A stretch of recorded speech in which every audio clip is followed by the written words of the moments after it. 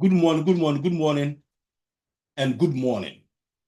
Welcome to the Africa Weekly Talk. Today's subject on the docket is my take and point of view of the new World Trade Economic Order that has been established by Donald J. Trump and the United States government, and how this new World Trade Economic Order also is a great opportunity for the African continent. I mean, how African governments can take advantage of this new World Trade Order that has been established by Donald Trump to spearhead the socio-economic development of their various African countries. I mean, fellows, there's no better opportunity for Africans, as African countries, to take advantage of this tariffs and new trade order that Trump has established to spearhead the socio-economic development of Africa than any time in our history, in this modern era. Because look, I come across a lot of news media outlets in our various African countries, in Kenya, Nigeria in particular, South Africa and other places.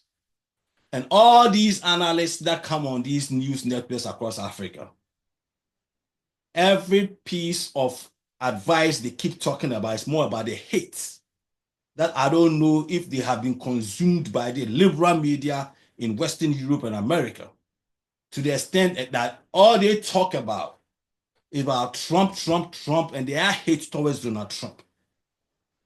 So they are not able to come up with any sensible alternative for African governments to take advantage of what this opportunity grants Africa. I mean, fellows, I came across a Reuters interview that they did with Aliko Dangote, a man that I respect very well. I mean, the wealthiest black man on this planet Earth today. In his own words, I'm going to paraphrase what he said. He was asked by Reuters how come that and how the impact of these Trump tariffs on Nigeria is going to do to his urea export to the United States.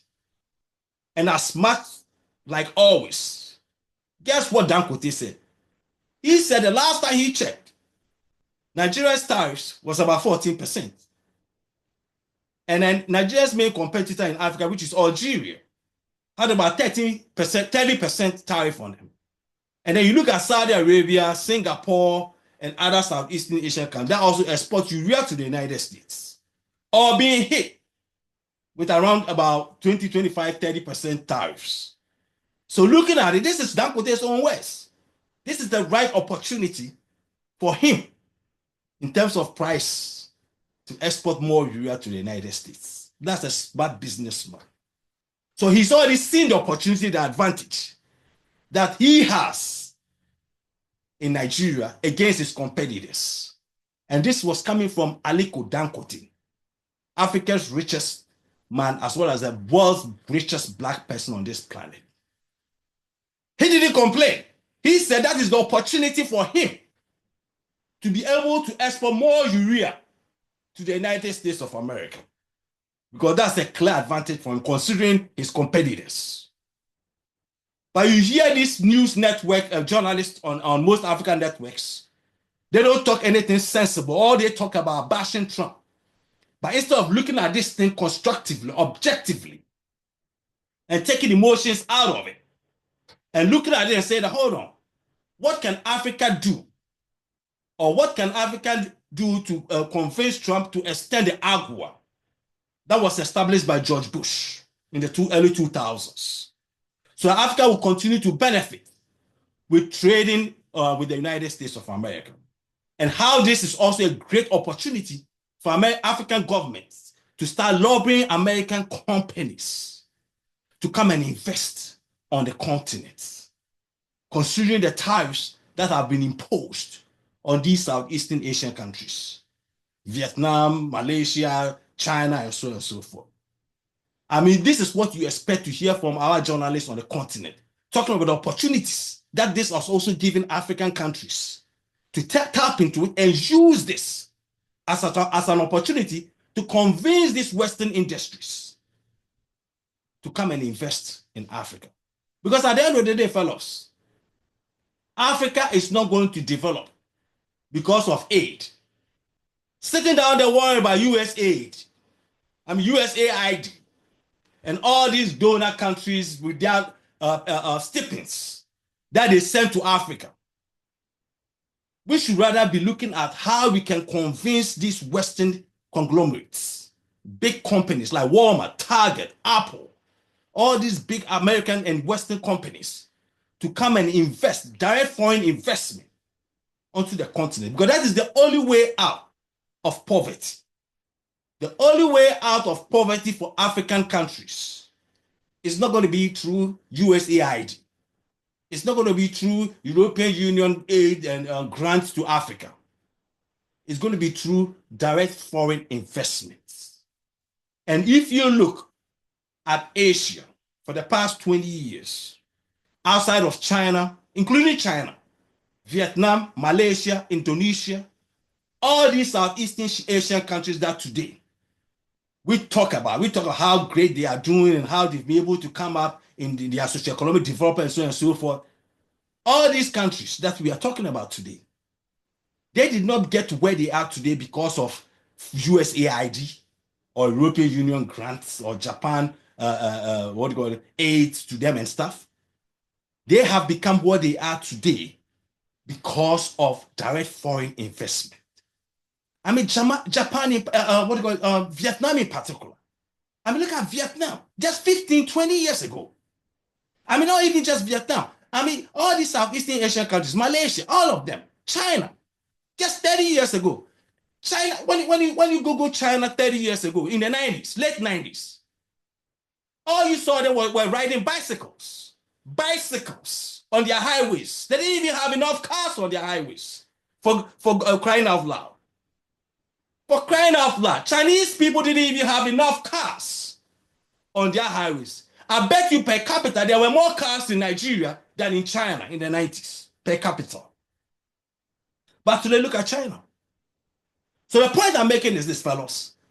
Africa, most African countries, I'll say Nigeria in particular, was way more developed than Vietnam, Malaysia, Southeastern Asian countries like Indonesia and a lot of them.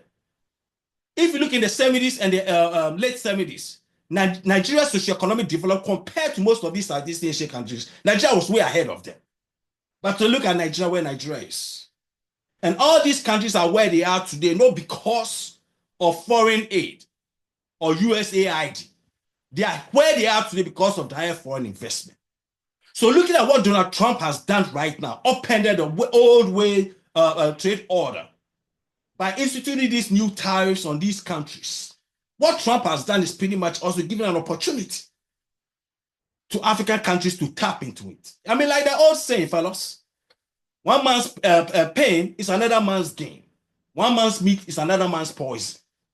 So if the Southeastern Asian countries are now going through the pain of Trump tariffs, this is the right time for African governments to also tap into this and unite as a continent and put up a very formidable argument for Donald Trump to extend the AGOA. Because that AGOA deal that was established between the United States and Africa has helped a lot of African countries because it brought in some direct foreign investments. But with this time, what is going on right now in terms of the tariffs, there's no better place for these American companies, fellows. There's no better place for these American companies than the continent of Africa. If you're looking at labor, the cost of labor, and you're looking at what is going on right now, a lot of these foreign companies, especially American companies, because they love cheap labor. They love cheap labor. And if they see where Africa is, in terms of Africa is able to improve its social infrastructures and especially electrical grid, the power, and so on and so forth, Africa is the best place for these people to come and invest. And the end of it is going to also help in Africa's socioeconomic development. Because that is what Africa needs. In this modern era, Africa needs direct foreign investment. And this is the right opportunity for African governments to start lobbying these companies, Nike, Apple, Walmart, Target, to stop looking at Southeast Asian countries, but rather start looking at Africa. Because for far too long, they only look at Africa in terms of natural resources like gold, diamonds, gas, and so on. But this is also the time, the opportune time for them to look at Africa in terms of manufacturing. But fellows, before I continue with this subject, as a matter of fact, I came across a YouTube video of a factory in Kenya where Wrangler jeans and Levi jeans are manufactured and shipped to the United States. And what the owner or maybe one of the managers down there had to say how this factory also has been a big factor in the socioeconomic development of that community where it is established. And I'll come back and still talk about this issue. So let's go ahead and hear what he has to say when it comes to this issue. Let's see what he got to say. Yeah, and I'll come back and dissect and talk about this issue. So this is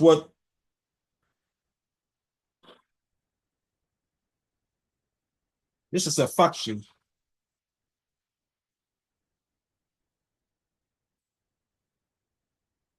It's a jeans making factory. It's, I think, Kenya. And what Agua was able to do for these people to go and establish this factory down there. And how this has also transformed. That's the change, the value which I think as a community we have developed here is that, from people that time when we started, they will come, they will steal stuff, they will take out our running cables and all that. And then one day we had a good deal with them that we'll start giving them employment, training and all that. So today, if you come here, you can see around. It's a well-developed community, and we have a community of 150,000 people who directly, indirectly depend on us. So it has stabilized the whole socioeconomics of the area.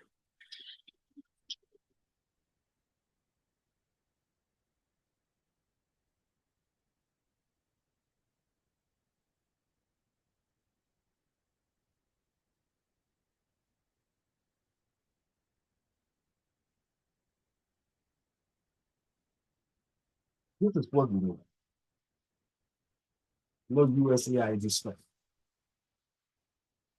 Factories. I think President Trump would be favorable to Africa. That's my personal gut feeling. But overall feeling is that, and it makes logic because he works on logics and common sense. Yep. It makes sense because you're taking away business from somewhere. You have to place somewhere.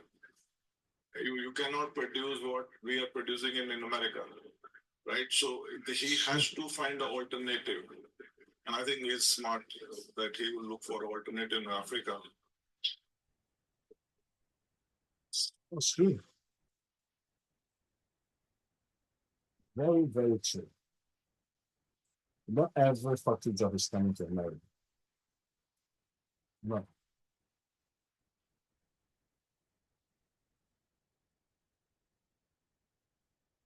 When we get our daily bread, our family is very happy. For example, me as a mother, and so many mothers who are inside here, they are very happy because they are getting the daily bread here. Our children are going to school. The society at large is very happy because the rate of crime in the society have gone down because majority are employed here.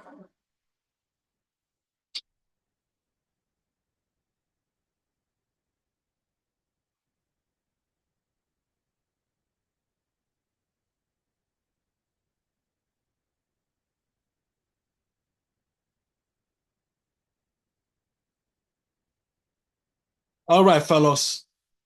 So you heard the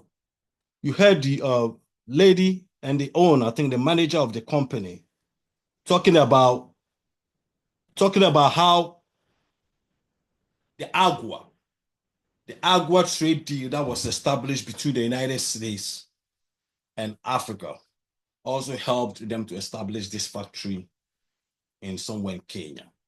And how this has also transformed the community that this factory is located in.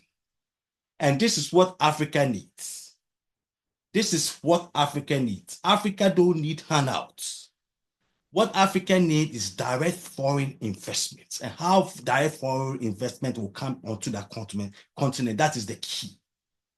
You see, and this is what smart leaders do. Unfortunately, I don't know how much African leaders have been trying to do all this stuff to bring this direct foreign investment into Africa. But like I stated earlier, looking at what Trump has done in terms of the tariffs that he has imposed on all these countries. Yes, I get it. African countries also have tariffs on them and so on and so forth. But fellas, look, if you look at what Trump has done with the tariffs, these tariffs are mainly centered on China, Indonesia, Vietnam, Canada, Mexico, India, and European Union with United Kingdom. So Trump basically has these higher tariffs target on most these main American trading partners. That's what this tariffs deal is all about.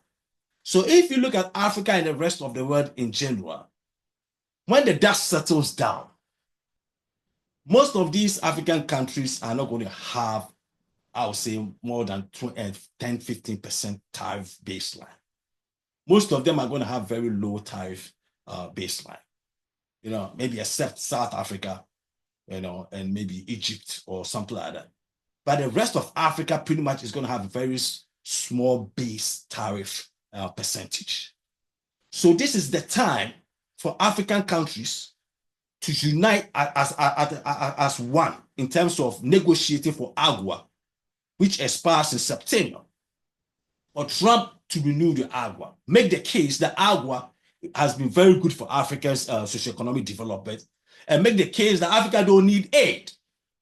Africa don't need USAID and other aids, except for maybe humanitarian aids and other, medicine and other stuff that every now and then they will need.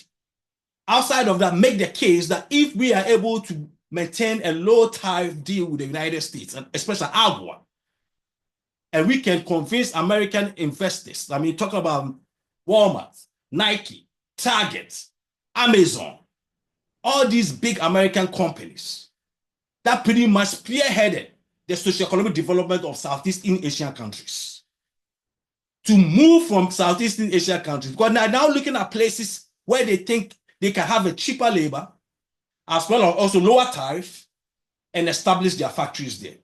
Look, fellows, it's not going to be in the next 2 years, 5 years. I don't think even 5 years it's going to happen for American companies to move. I don't know.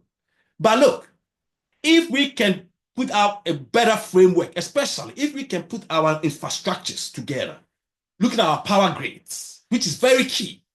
Because at the end of the day, see, these are the things that separates us from Southeastern Asian countries. Most of these Southeastern Asian countries are not that developed, well developed beyond Africa.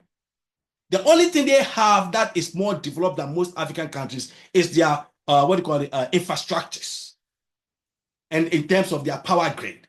So they have a leg up on us. That is why most American companies invested in these countries. If Africa had a very stable government and good infrastructures in terms of power grid and logistics and stuff, I bet you these American companies will never have invested in Southeast Asian countries. As a matter of fact, going back in the 80s, in the 70s, you can even Google it yourself. Nigeria was preferably more investment-friendly country than even that of Japan by American companies in the early 70s. American companies in the early 70s look at Nigeria as a better place to invest than a lot of these Southeastern Asian countries. But what changed? Bad governments, corrupt leaderships, coup d'etats, and bad infrastructures, because we didn't invest in these areas. But if we had invested in these key areas, infrastructures in particular, logistics, our power grids are very poor. I mean, nobody wants to come and establish a factory in a place where they don't have 24-hour electricity. I mean, I so sometimes it baffles me to the point that, I mean, what kind of leaders do we even have?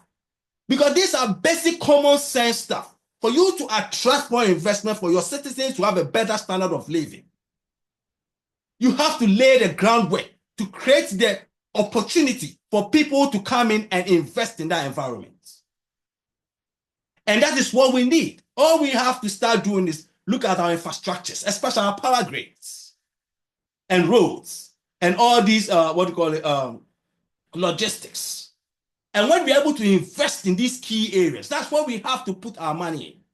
And then we can start negotiating with these foreign American companies to come down there and invest there, because these guys are going to come to Africa if they see that, look, Africans have everything that they need, especially when it comes to infrastructure.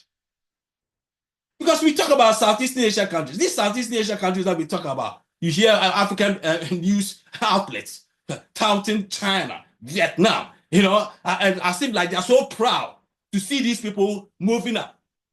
But they then talk about what we can do to become and surpass these people. These were people that some of our countries were even better, way better than them 50 years ago. Nigeria in particular. Nigeria in particular was way better than Vietnam, Malaysia, Indonesia, all of them. And then you have them sit on news outlets talking nonsense about how these countries have moved on and this and that, and they're always criticizing Trump. Instead of looking at the opportunities that Africans have to tap into and use it and talk about those issues, to use that to spearhead the socioeconomic development of the continent. But they've become like the mouthpieces of the liberal media in the West also. Always talking about Trump. Forget about Trump. Look at what Trump has done and the opportunities that Africans can take out of this and use it to spearhead our socioeconomic development. That is the key to it. Because like I said earlier, look, we don't need USAID. They're never going to develop by relying on USAID. And for those of you who are crying out loud, I mean, screaming, crying, oh, Trump is cutting USAID, Trump is doing this, Trump is doing that. You know, that is not what you need. What you need is direct foreign investments. And Trump is giving you the opportunity right now. You may not like the tariffs, but guess what? That tariffs is hitting Asia real hard. And if you guys heard about it, Apple already moved some of its factories from, I think right now Apple is going to have only about 25% of manufacturing in China, all to Vietnam and India. So fellas, if you think we have the right infrastructures, our power grid, everything is in order, don't you think most of these American companies will rather invest in Africa because our labor is cheap? Our labor is cheap, and at the end of the day, all these people, all they want is cheap labor, stable government, stable environment, good infrastructures to invest in and make their money. That's all they want. So now this is the right opportunity for African governments. Sell this out. I mean, hire lobbyists to these companies. I mean, to the US government as well. You know, when they're meeting with Trump, especially talking about AGUA, come as a united front and make the case that, look, we want you guys to come and invest on the continent. Good tax incentives. Give them great tax incentives and let them come. And before all this gets rolling, the most important thing is we have to convince them also that we have good infrastructures, especially our power grids, are in line with these Southeast Asian countries. We can guarantee 24/7 electricity for them. And as a matter of fact, even make deals with some of these companies so they can all build their own power grid for their factories, and then whatever is left over can serve the community that they establish their factories in. After that even happens in America, I mean, the factory that is being built in Foxconn is building in Arizona, for instance. They are building their own power grid for that. And a lot of these, AI technological companies in America now, a lot of them are building their own power grid. And they will supply some of the communities around them, whatever is left over, but they don't have to rely on the power grid that the community uses. And that is the deal Trump just signed with a lot of NVIDIA, Foxconn, and all these technological companies, especially these AI technological companies that need a lot of energy. So we can do the same thing. As a matter of fact, Dangote even did it in Nigeria. He built his own power generating system. So I mean, it's nothing new. So let these companies understand that you come in there, we're going to give you the opportunity, give you the tax breaks, build your own power generating systems, and whatever you can, help with the community that you are going to be in, so do that as well. I mean, these are the things we have to do, fellows. I mean, it's about time. It's about time we look at when opportunity comes. We don't let it slip. Because look, I get it all when people talk about this time. I get all of that. But at the end of the day, this shouldn't be about between China and America, fellows. Stay out of it. African countries, stay out of it. Look at what is beneficial to Africa. If America is going to give you a better deal, American companies are going to come down there and bring in money to invest, take it. As a matter of fact, look, Chinese companies are now even moving around, looking at places to invest. As a matter of fact, Chinese companies are even now moving to the United States to invest in the United States because of the tariffs. Some companies have started moving from China to come and build their factories in the US. And like Trump said, everybody is welcome into America to come and invest here. As far as you invest here, you don't have to pay no tariffs. So African countries should also do the same thing. Whether it's a Chinese companies want to establish factories in Africa, build the products in Africa, and come and sell it in America, that's also well and good. That's all well and good. There's nothing wrong with that. So at the end of the day, that is what we have to look at. Look at what benefits our various African countries. Let's not get into this US, China, trade tariffs deal and all that stuff. If it benefits us, let's take advantage of it and use it to benefit our various African countries. Because this is the right opportune time. Because all these Southeastern Asian countries you hear about today were nothing. 20 years ago, Vietnam was nothing. Vietnam. But today, look at Vietnam. Guess what? Nike manufactures more in Vietnam. What do you call it? Adidas, Apple. All these companies started moving their factories from China to Vietnam. Vietnam have become the beneficiary. And also what the Chinese companies did that most people don't know. When Trump imposed the first tariffs that on China on 2016, most Chinese companies will build their products in China, cross-border to Vietnam, and have made in Vietnam label on it, and then ship it to America to avoid tariffs. So a lot of in order to avoid the tariffs, that's what they did. Some of them even established like subsidiary warehouses in Vietnam. So, like I said earlier, this is the right opportune time for African countries to take advantage of this thing. Let's not get into this trade war between America and China, because at the end of the day, what Donald Trump is doing something that will benefit America in the long run. In the short run, yes, there's going to be pain. There's no pain. There's no gain without pain. Yes, America is going to go through pain, just like everybody will go through some pain. But in the long run, it's the best thing that can ever happen for America. Same opportunity that African countries can take advantage of. So today, Nike, Apple, Walmart, all their supply chains in Asia, they're not going to be moving all of them right away. But create an environment and start lobbying these companies. Start lobbying the US government about, how you want them to keep the AGUA deal so that these US companies can start investing in America. Because at the end of the day, fellows, what Trump's trade deal is going to do is this. There are a lot of things that are still going to be manufactured outside of the United States. Like you just saw on the clip, jeans, tennis shoes, toys, basic stuff are still going to be manufactured outside and shipped into the United States. Americans are not going to start setting up sweatshop factories in America. No. You might have one or two here and there.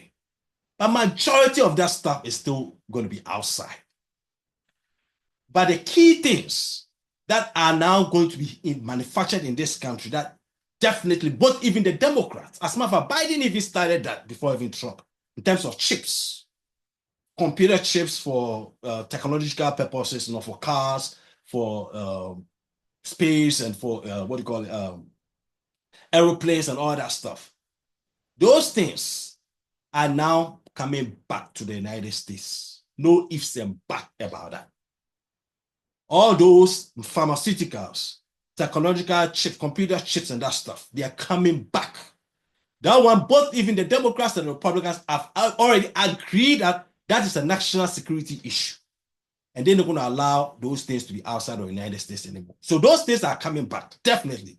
But when it comes to other stuff, like basic stuff, sweatshirt, t-shirts, shoes, tennis shoes, and all that stuff, those stuff are still going to be manufactured outside and shipped into the United States. So countries that have a better trade deal in terms of tariffs and stuff will end up benefiting from such factories. And Africa is ripe for that. And that is why I'm saying, at the end of the day, the African government have to focus on their infrastructure first.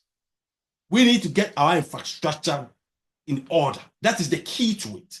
If we are able to get that stuff in order, and then start lobbying. Start lobbying, put in better tax incentives, create an environment for these people to see, because they already started doing it. Wrangler Jeans have subsidiary in Kenya. That's what you guys just saw on the video, in the video. And how that has improved their lives, standard of living of those people in that community. And that is what Africa need. We don't need USAID. We don't need handouts. We need direct foreign investment. This is the time to make that sell. That Africa is the best place for these American and Western companies to come and invest in. And that is it. There's no ifs and buts about it. This should be the liberation day for Africa. And that liberation day that Donald Trump did on April the 2nd should also be a liberation day for Africa to lobby and have these American and Western companies to start looking at Africa as maybe the better alternative to these Southeastern Asian countries. Because at the end of the day, like I said in my last segment, African people are the most loyal people you can ever get on this planet Earth.